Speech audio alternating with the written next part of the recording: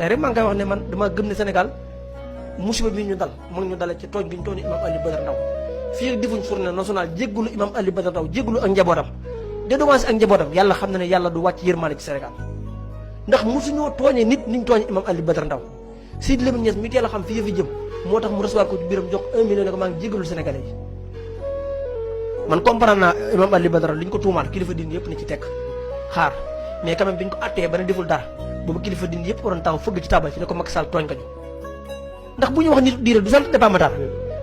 tey jii boo nee Cheikh Thioro kilifa diine dafa ko teg man ma di politicien mais kilifa diine kay mooy ki nga xamante ni heure bu xëyee ci diine lay nekk